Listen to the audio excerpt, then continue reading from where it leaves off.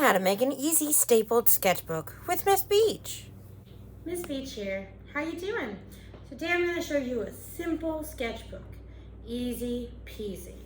Here's one my student made. She painted the cover and then folded regular 8.5 by 11 inch paper in half and stapled the edges. That's a great way to do it. And she used a regular staple. I'm going to show you both ways. And I also like to use the 8.5 by 14 paper if I want a little wider sketchbook. So I count out 5 pages. And again, you could do a cover like my student did and paint it first and let it dry and stretch this project a little further. Or you could just leave your cover blank. Now when I fold it in half, I like to push right in the middle and push out. That gives me an even crease. Now I could use this, which is called a saddleback stapler. Open that crease back up, put it on the inside, and put 2 staples. That's very nice because the staple goes directly in the middle of your book and doesn't get in the way, and it gives you a little bit more room to draw. This is how I make my coloring books with my students later on in the year. And then you can decorate the cover however you want. Super simple, very easy to make. The other choice, if you don't have a saddleback stapler, which you can buy online very easily, saddleback stapler, is to use a regular stapler and just put those staples on the side. So again, I'm going to count out 5 pages. You do need to be mindful if you go too many pages, especially if you're doing it with a regular stapler, it has a tendency to not staple and the staple gets stuck.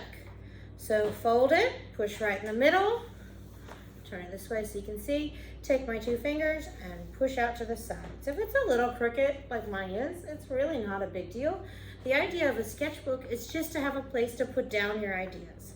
Now for these, when I put it on the edge, I go a little bit on the inside. I estimate about 1 centimeter and I push down.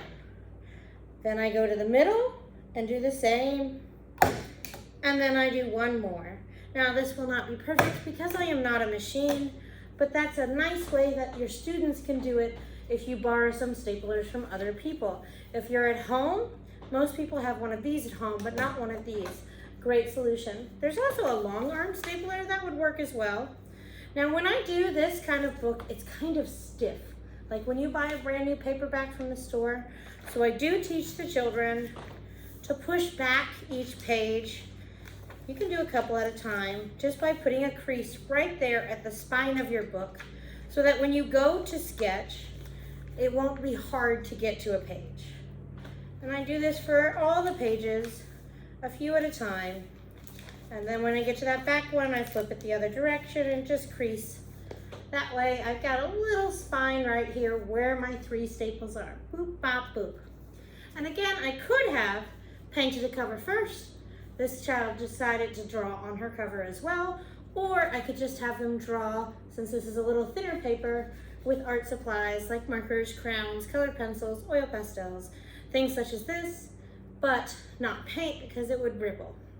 And again, I did the painting first on this one, let it dry, then cut it to size, and stapled it.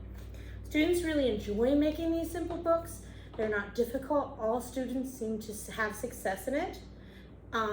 Even if they accidentally put their staple in the wrong place, it's easy to remove, which is really wonderful, and they feel a lot of pride in their book.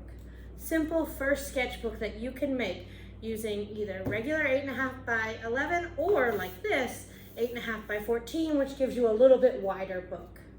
All right, so 2 versions, saddleback stapler, regular stapler. Have fun making art. Can't wait to see your books.